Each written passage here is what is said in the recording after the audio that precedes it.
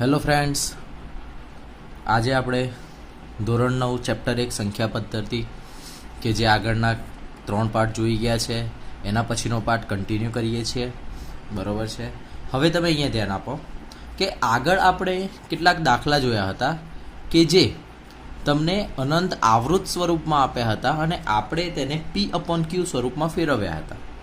તો અહીંયા ધ્યાન આપો કે અનંત આવૃત એ મેં તમને લાસ્ટ લેક્ચરમાં વાત કરી જ છે, પણ ફરીથી જોઈ લઈએ કે જ્યારે દશાંશ અભિવ્યક્તિમાં ભાગફળમાં અંકોમાં પુનરાવર્તિત જૂથ મળે છે, એટલે કે જ્યારે પણ તમે ભાગાકાર કરો છો, બરોબર છે, ત્યારે માની લઈએ કે 1/3 તમે કરતા હતા, બરોબર છે, ત્યારે આપણને શું મળતું હતું? 0.3 કન્ટિન્યુઅસ મળતા હતા. એટલે કે ભાગફળમાં પુનરાવર્તિત જૂથ મળે છે અને આ પ્રકારની દશાંશ અભિવ્યક્તિને અનંત આવૃત કહેવામાં આવે છે. બરોબર, એટલે એનો મતલબ શું થઈ ગયો? અનંત સુધી જાય છે અને આવૃત છે. આવા બીજા એક્ઝામ્પલ લેવા હોય તો શું થશે કે જો તમે 1/11 કરશો, બરોબર છે, તો જવાબ મળશે 0.09 અપ ટુ ચાલ્યા રહેશે. એટલે કે આ ઉપરની સંખ્યા છે એને 0.3/12, આ સંખ્યા છે એને 0.09/12 લખી શકાય છે. હવે વાત કરીએ અનંત અનાવૃતની. બરોબર છે, તો જુઓ, જે દશાંશ અભિવ્યક્તિ શાંત કે અનંત આવૃત ન હોય. હવે આ સમજો, શાંત એટલે આપણે ઉદાહરણ જોયા હતા, અનંત આવૃતનું ઉદાહરણ આપણે જોયું, પણ એના સિવાયની જે કોઈ બી સંખ્યા હોય, બરોબર છે, તેને કહેવામાં આવે છે અનંત અનાવૃત સંખ્યા. બરોબર છે, એના ઉદાહરણ ચલો હું તમને આપું તો તમે ધ્યાન આપો. અહીંયા કે હું લખું 0.01, તો આ તો શાંત થઈ ગઈ, બરોબર છે, એટલે કે આ અનંત આવૃત કહેવાય નહીં. પણ 0.01, 001, 001, 4 વખત 01, તો આ રીતે કન્ટિન્યુઅસ ચાલુ રહેશે તો તમને ખ્યાલ આવે છે કે આ વસ્તુ આગળ જઈને રૂકવાની નથી, ઊભી રહેશે નહીં, ચાલતી જ રહેશે. બરોબર છે, એટલે કે આ તો રિપીટ પણ થતી નથી અને શાંત પણ નથી, માટે આ સંખ્યાને કહેવામાં આવે છે અનંત અનાવૃત સંખ્યા. બરોબર છે, જેમ કે હું લઈ લઉં કોઈ પણ વર્ગમૂળમાં અવિભાજ્ય સંખ્યા, √2 લઈ લઈએ, √3 લઈ લઈએ, √5 લઈએ, બરોબર છે, તો આ બધી સંખ્યાઓ, √23 લઈ લઈએ, આ બધી સંખ્યાઓ કેવી સંખ્યાઓ છે? અનંત અનાવૃત સંખ્યા છે. બરોબર છે, તો હવે આના ઉપરથી આપણે એક ખ્યાલ આવશે. એ ખ્યાલ શું છે? તો તમે અહીંયા ધ્યાન આપો કે અનંત આવૃત સંખ્યા એ કેવી સંખ્યા હશે? સમય સંખ્યા છે. બરોબર છે, અનંત આવૃત સંખ્યા કેવી હશે? સમય સંખ્યા હશે. જ્યારે અનંત અનાવૃત સંખ્યા એ અસમય સંખ્યા છે. બરોબર છે, આ વસ્તુ ધ્યાનમાં રાખવાની. જ્યારે પણ તમને એમ પૂછવામાં આવે કે સંખ્યા સમય છે કે અસમય, તો તમારે એ જોવાનું, અનંત આવૃત હોય તો સમય અને અનંત અનાવૃત હોય તો કેવી થાય છે? અસમય થાય છે. ઓકે, હવે એના કેટલાક એક્ઝામ્પલ જોઈએ આપણે. કે અત્યાર સુધી આપણે શું જોયું? કોઈ પણ બે પૂર્ણાંક સંખ્યા આપી હોય અથવા તો કોઈ પણ બે સમય સંખ્યાઓ આપી હોય, બરોબર છે, એમની વચ્ચે સમય સંખ્યા શોધવાની હતી. બરોબર છે, પણ અહીંયા તમે ધ્યાન આપો, અહીંયા તમને બે કેવી સંખ્યા આપેલી છે? સમય સંખ્યા આપેલી છે, પણ એમની વચ્ચે શું શોધવાની છે? 3 અસમય સંખ્યા શોધો. બરોબર છે, તો હવે અહીંયા ધ્યાન આપજો કે અસમય સંખ્યા એટલે કે કેવી હોવી જોઈએ? શાંત પણ ન હોવી જોઈએ અને અનંત આવૃત પણ ન હોવી જોઈએ. બરોબર છે, તો આપણને 1/7 ખબર છે. શું છે 1/7 ની વેલ્યુ? 0.142857 એનો 12, એટલે કે આ સમય સંખ્યા છે. બરોબર છે, અને બીજી સંખ્યા 2/7, એટલે કે 2 ગુણ્યા 1/7 લખી શકાય. એટલે કે 2 ગુણ્યા 1/7 એટલે શું છે? 0.1428 57, બરોબર છે. તો આ ગુણાકાર થઈને શું આવી જશે કે 0.285714, બરોબર છે, એનો 12. હવે તમે અહીંયા ધ્યાન આપો કે આપણી એક સંખ્યા છે 0.142857, બીજી છે 0.285714. આપણે શું કીધું છે, આ બેની વચ્ચે 3 અસમય સંખ્યા શોધો, બરોબર છે. તો હવે અહીંયા ધ્યાન આપજો, યાદ રાખવાનું છે કે બે સમય સંખ્યાની વચ્ચે ઘણી બધી અસમય સંખ્યાઓ આવેલી હોય છે, બરોબર. ભલે અહીંયા મેં 3 જ લખી છે, બરોબર છે, પણ એક્ઝામમાં તમારા આગળવાળા જોડે કંઈક એને અલગ આન્સર લખ્યો હોય, તમારે કોઈક અલગ આન્સર લખ્યો હોય, બરોબર છે, તો પણ આન્સર કેવો છે, સાચો છે, પણ સંખ્યા કેવી હોવી જોઈએ, આ બંનેની વચ્ચે અને અસમય હોવી જોઈએ. ચલો હવે અહીંયા ધ્યાન આપો કે 0.14 છે, બરોબર, અને આ 0.28 છે, તો એની વચ્ચે 0.20 આવી શકે છે, બરોબર છે. 14 અને 28 ની વચ્ચે 20 આવશે, તો હવે એ 20 ને એક્સપાન્ડ કરવાના, એટલે જુઓ કે હું આવું લખી શકું 0.20, એના પછી 200, એના પછી 2000, એના પછી 20,000. તો આ સંખ્યા કેવી થઈ ગઈ જુઓ તમે, અનંત સુધી ચાલ્યા કરે છે અને પુનરાવર્તિત થતી નથી, બરોબર છે. એટલા માટે આ એક થઈ ગયું અસમયનું ઉદાહરણ. ચલો બીજું લખીએ કે 0.14 છે, તો એનાથી મોટા 15 થાય, બરોબર છે, તો હું લખી દઉં 15. હવે કંઈક અલગ ઉમેરતા જઈએ, ચલો હવે લખું 155, બરોબર છે. એના પછી તો આ પણ કેવી થઈ ગઈ, અનંત અનાવૃત સંખ્યા, એટલે કે અસમય સંખ્યા. અને ત્રીજી કીધી છે, તો ત્રીજી અસમય સંખ્યા લખવી હોય તો કેવી લખી શકાય, તો અહીંયા ધ્યાન આપો 0. હું લખું ચલો હવે 21, એના પછી 22, બરોબર છે, 23, એના પછી 24. તો આ સંખ્યા તમે જુઓ, આ બંનેની વચ્ચેથી ચાલુ થઈ છે, બરોબર, અને આ તો કેવી થશે, અનંત સુધી ચાલ્યા કરશે, બરોબર છે. માટે આ પણ કેવી થઈ જશે, અનંત અનાવૃત સંખ્યા. અને અનંત અનાવૃત સંખ્યા એટલે કે કેવી સંખ્યા, અસમય સંખ્યા થાય છે. હવે જો એના પછીનું એક્ઝામ્પલ, 5/7 અને 9/11 ની વચ્ચે 3 ભિન્ન અસમય સંખ્યાઓ શોધો, બરોબર છે. 5/7 એટલે કે 5 ગુણ્યા 1/7 લખાશે, અને 1/7 ની વેલ્યુ ખબર છે 0.142857 નો 12. 5 જોડે ગુણાશે તો થઈ જશે 0.714285 નો 12. એના પછી 9/11 એટલે કે 9 ગુણ્યા 1/11, 1/11 ની વેલ્યુ પણ આપણે આગળ જોઈ હતી કે 9 ગુણ્યા 0.09 નો 12, અને એના જોડે ગુણાશે એટલે થઈ ગયા 0.81 નો 12. હવે જો 3 અસમય લાવવાની છે. જો સૌથી પહેલા ફર્સ્ટ 2 જે છે એ જ જોવાના, 71 ને 81. તો 71 ને 81 વચ્ચે 80 આવશે, એટલે 0.80, 800, 8000. તો આ પણ કેવી થશે, અનંત અનાવૃત. એના પછી 75 પણ આ બેની વચ્ચે જ આવશે, એટલે 0.75, 755, 7555 એ પણ ચાલતા રહેશે.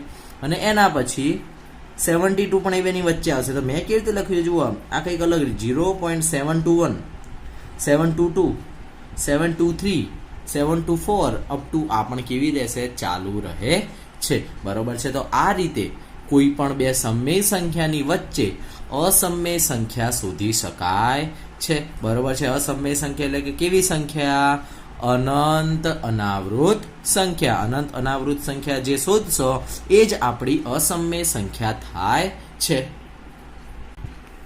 હવે જો એના પછીનું એક્ઝામ્પલ એવું કીધું છે કે નીચેની સંખ્યાઓનું સમય અને અસમય સંખ્યાઓમાં વર્ગીકરણ કરો, બરોબર છે. આપણને ખબર છે કે સમય સંખ્યા એટલે કેવી, શાંત હોય અથવા અનંત આવૃત હોય, અને અસમય સંખ્યા એટલે કે અનંત અનાવૃત સંખ્યા. તો અહીંયા ધ્યાન આપો, √23, બરોબર છે. √23 એટલે કે કોઈ પણ અવિભાજ્ય સંખ્યા છે, અવિભાજ્ય સંખ્યાનું વર્ગમૂળ એટલે કેવી થઈ જશે, અસમય સંખ્યા, બરોબર છે. આ કેવી થઈ જશે, અસમય સંખ્યા થાય છે. હવે જુઓ √225, બરોબર છે. તો તમે અહીંયા ધ્યાન આપો, 225 જે છે એ કોનો વર્ગ છે? 15નો વર્ગ. વર્ગમૂળ કેન્સલ થઈ ગયા, તો બચ્યું શું? ફક્ત 15. તો આ તો કેવી પૂર્ણાંક સંખ્યા થઈ ગઈ, અને પૂર્ણાંક સંખ્યા બધી જ સમય સંખ્યા થશે, માટે આ સંખ્યા કેવી થઈ ગઈ? સમય સંખ્યા થઈ ગઈ છે. એના પછી જોઈએ, ચલો 0.3796. હવે તમે ધ્યાન આપજો, આ તો કેવી છે?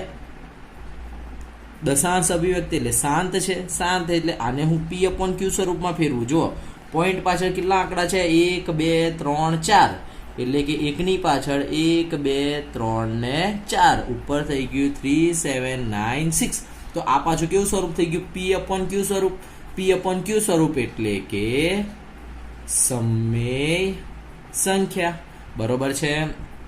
ઓકે, હવે અહીંયા ધ્યાન આપો, આ કેવું થઈ ગયું? ચલો જુઓ, 7.478 આગળ પણ 478 એવું ચાલુ રહેશે, એટલે કે હું આવું લખી શકું 478/12. તો આ તો કેવી થઈ ગઈ? અનંત આવૃત થઈ ગઈ. અનંત આવૃત સંખ્યા બધી જ કેવી સંખ્યા છે? સમય સંખ્યા છે. બરોબર છે. અને લાસ્ટ વન જુઓ, 0.01 001 001 4 ટાઈમ 01, તો ઇઝ ઇક્વલ ટુ, તો આ તો કેવી થઈ ગઈ? અનંત સુધી ચાલ્યા કરશે, ક્યાંય સ્ટોપ પણ થતી નથી, રિપીટ પણ થતી નથી. બરોબર છે. એટલે કે અનંત અનાવૃત સંખ્યા છે, અને અનંત અનાવૃત સંખ્યા એટલે કેવી સંખ્યા થઈ જાય છે? અસમય સંખ્યા થાય છે. હવે નેક્સ્ટ ટોપિક જુઓ, વાસ્તવિક સંખ્યાઓ પર ગાણિતિક પ્રક્રિયા. હવે વાસ્તવિક સંખ્યાઓ ઉપર તમે સરવાળો, ગુણાકાર, એની પર ક્રમનો નિયમ, જૂથનો નિયમ, વિભાજનનો નિયમ, એ બધાનું પાલન કરી શકો છો. બરોબર છે. પણ એ વાસ્તવિક સંખ્યાઓ માટે વાત થઈ ગઈ. સમય માટે વાત થઈ જશે, કારણ કે વાસ્તવિક સંખ્યામાં સમય સંખ્યાઓ પણ હોય છે, અને સાથે સાથે કેવી સંખ્યાઓ હોય છે? અસમય સંખ્યાઓનો પણ સમાવેશ થાય છે. બરોબર છે. એટલે કે સમય અને અસમય બંને સંખ્યાઓ માટે ગાણિતિક પ્રક્રિયાઓનો ઉપયોગ કરી શકાય છે, એના નિયમોનું પાલન કરી શકાય છે. બરોબર છે. જેમ કે તમે નોર્મલી વિચારો કે ઉદાહરણ એક લઈએ કે √3 એ કેવી સંખ્યા છે? અસમય સંખ્યા છે. બરોબર છે. હવે આને જ 2 + √3 લખો. બરોબર છે. તો √3 અસમય હોય તો એના જોડે જો 2 ઉમેરાશે તો પણ આ સંખ્યા તો કેવી થવાની છે? અસમય સંખ્યા થાય છે. હવે આ જ √3 એમને એમ રાખું, પણ હવે 2 વડે ગુણી દઉં તો પણ √3 એટલે કે અસમય સાથે ભલે સમયનો હું ગુણાકાર કરું તો મળશે તો શું? મને અસમય સંખ્યા મળે છે. બરોબર છે. આ વસ્તુ ધ્યાન રાખવાની કે જ્યારે √3 એટલે કે અસમય સંખ્યાનો સરવાળો હું કરું, બરોબર છે, તો પણ આપણને અસમય સંખ્યા મળે છે, અને અસમય સંખ્યા સાથે ગુણાકાર કરું કોઈ સમય સંખ્યાનો તો પણ આપણને અસમય સંખ્યા મળે છે. હવે જો કેટલાક એક્ઝામ્પલ કે નીચેની સંખ્યાઓ અસમય છે કે નહીં દર્શાવો. બરોબર છે કે નહીં? તો તમે જુઓ, નોર્મલી √5 કેવા છે? અસમય. એના સાથે હું 7 વડે ગુણું તો પણ સંખ્યા તો મને કેવી મળવાની છે? અસમય જ મળવાની છે. બરોબર છે. કેમ? કારણ કે √5 જે છે એનો આન્સર અનંત અનાવૃત મળશે, અને અનંત અનાવૃત સાથે કોઈ સમય સંખ્યા ગુણાશે તો પણ આન્સર તો શું મળવાનો છે? અનંત અનાવૃત. અને અનંત અનાવૃત સંખ્યા એટલે તો કેવી થઈ જશે? અસમય સંખ્યા થાય છે. હવે એ જ રીતે જુઓ, 7/√5 તો આ પણ સંખ્યા કેવી હશે? અસમય સંખ્યા થાય છે. આનો પણ તમને ખ્યાલ આવી જશે. 2 - √5 આ પણ કેવી હશે? અસમય. હવે જુઓ તમે અહીંયા 3 + √23 - √23 આપણને એટલો ખ્યાલ છે કે √23 એ અસમય છે, પણ સૌથી પહેલા સાદુરૂપ તો આપવું પડશે. તો તમે અહીંયા જ્યારે બ્રેકેટ ઓપન કરશો તો 3 + √23 - √23 તો +√23 - √23 ઉડી જશે. તો જવાબ શું મળ્યો મને અહીંયા? 3. તો 3 તો કેવો થશે? સમય થશે કે અસમય? તો એ કેવા થાય છે? સમય થાય છે. બરોબર. અહીંયા જુઓ, હવે સેકન્ડ એક્ઝામ એના પછીનો કે 2 √7 અને 7√7. તો √7 કેન્સલ થઈ ગયા, તો વધ્યું શું? 2/7. હવે 2/7 તો P/Q સ્વરૂપ થઈ ગયું, અને P/Q સ્વરૂપ હોય એટલે કેવા થઈ જશે? પાછા સમમેય સંખ્યા થાય છે. બરોબર. હવે જુઓ 1/√2. બરોબર છે. 1/√2. √2 કેવા છે? અસમમેય. તો 1/√2 પણ કેવા થશે? અસમમેય થાય છે. અને લાસ્ટ એક્ઝામ્પલ કે 2π. હવે યાદ રાખવાનું તમારે કે પાઈ જે છે એ અસમમેય સંખ્યા છે, માટે પાઈ જોડે 2 વડે ગુણશો તો પણ આપણને સંખ્યા તો કેવી મળે છે? અસમમેય સંખ્યા મળે છે. ઓકે, એના પછીનું એક્ઝામ્પલ જુઓ. 2√2 + 5√3 અને √2 - 3√3 નો સરવાળો કરો. હવે આ ક્વેશ્ચન જોઈને ઘણા લોકો કન્ફ્યુઝનમાં આવી જાય છે કે આ બંનેનો સરવાળો કરવાનો છે અને પછી આ બંનેનું સાદુરૂપ એટલે કે બાદબાકી કરવાની છે, પણ એવું અહીંયા નથી. અહીંયા શું છે? ધ્યાન આપજો કે આ એક આખી સંખ્યા છે, એટલે કે 2√2 + 5√3 નો સરવાળો √2 - 3√3 સાથે કરવાનો છે. બરોબર છે. તો હવે આ બ્રેકેટ ઓપન કરી નાખીએ તો શું થશે? જુઓ અહીંયા 2√2 + 5√3. હવે આગળ પ્લસ છે તો બ્રેકેટ ઓપન કરશો તો પણ સાઇન ચેન્જ થશે નહીં, એટલે કે +√2 એમના એમ અને અહીંયા -3√3 એમના એમ. બરોબર છે. હવે ધ્યાન આપો. જુઓ આ સંખ્યામાં √2 સરખા છે બંનેમાં. અહીંયા √2 એક વખત, અહીંયા √2 2 વખત, તો ટોટલ કેટલી વાર થઈ ગયા? 3 વખત √2. અહીંયા જુઓ √3 પણ અહીંયા 5 વખત √3 છે, અહીંયા 3 વખત, એટલે કે 5 માંથી 3 બાદ થશે તો 2√3 અને મોટાનું ચિહ્ન પ્લસ. બરોબર છે. આ રીતે સરવાળો કરવામાં આવે છે. હવે એના પછી જો 6√5 અને 2√5 નો ગુણાકાર કરો. બરોબર છે. તો લખીએ, ચલો 6√5 ગુણ્યા 2√5 એનો ગુણાકાર કરવાનો છે. તો હવે જુઓ ગુણાકારમાં તમારે યાદ શું રાખવાનું કે વર્ગમૂળ વગરના પદનો વર્ગમૂળ વગરના પદ સાથે ગુણાકાર થશે અને વર્ગમૂળ વાળા પદનો વર્ગમૂળ વાળા પદ સાથે. એટલે તમે અહીંયા જુઓ 6 × 2, બીજું √5 × √5. બરોબર છે. 6 દુ 12. હવે અહીંયા ધ્યાન આપો, √5 ગુણ્યા √5 કેટલી વખત થઈ ગયા? 2 વખત, એટલે કે √5 નો સ્ક્વેર લખાશે અને વર્ગમૂળ કેન્સલ, તો મળ્યા શું? 12 ગુણ્યા 5 અને જવાબ થઈ ગયો 60. બરોબર છે. 8√15 નો 2√3 વડે ભાગાકાર કરો. બરોબર છે. તો ભાગાકાર એટલે આપણને ખબર છે 8√15 2√3. બરોબર છે. તો અહીંયા તમે જુઓ 8/2 ગુણ્યા અહીંયા પણ રૂટ, અહીંયા પણ રૂટ, તો એને કોમન રૂટ લખી શકાય બંનેનો. બરોબર છે. અહીંયા તો થઈ ગયું 4 દુ 8, અહીંયા 5 તરી 15, તો વધ્યું શું? 4√5 કે જે એનો આન્સર થાય છે. બરોબર કે 3√5 + 2√7 અને 2√5 - 5√7 ની જોડે બાદબાકી કરો, એટલે કે 3√5 + 2√7 - 2√5 - 5√7. બરોબર છે. બાદબાકી કરવાની છે. તો ફર્સ્ટ બ્રેકેટ તો એમના એમ જ રહેશે. બરોબર છે. સેકન્ડ બ્રેકેટ જ્યારે ઓપન થશે ત્યારે ધ્યાન આપજો અહીંયા કે આગળ ચિહ્ન કયું છે? માઇનસ હોય તો અંદર ચિહ્નો બદલાશે. 2√5 પ્લસ છે તો થઈ જશે -2√5, 5√7 માઇનસ છે તો થઈ જશે +5√7. તો હવે જુઓ અહીંયા √5 વાળા ટર્મ 3 માંથી 2 જાય તો 1 વધશે, એટલે એકલા √5 લખી શકાય. ઓકે. √7 વાળા ટર્મ બંને કેવા છે? પ્લસ હોય તો સરવાળો, એટલે યાદ રાખવાનો સરખા ચિહ્નો હોય તો સરવાળો કરવાનો છે. એટલે 5 ને 2 7√7 અને મોટાનું ચિહ્ન એટલે કે અહીંયા તો કયું આવશે? પ્લસ આવશે. બરોબર છે. તો આ રીતે આપણે જ્યારે સમમેય અસમમેય સંખ્યાઓ આપેલી હોય ને એનું સાદરૂપ શોધવાનું હોય, એટલે કે સરવાળા બાદબાકી ગુણાકાર ભાગાકાર, બરોબર છે, તો આપણે જોયા તે રીતે શોધી શકાય છે. And thank you so much two watch this video. બરોબર છે. Please like share and subscribe my YouTube channel Hemil Sathwara.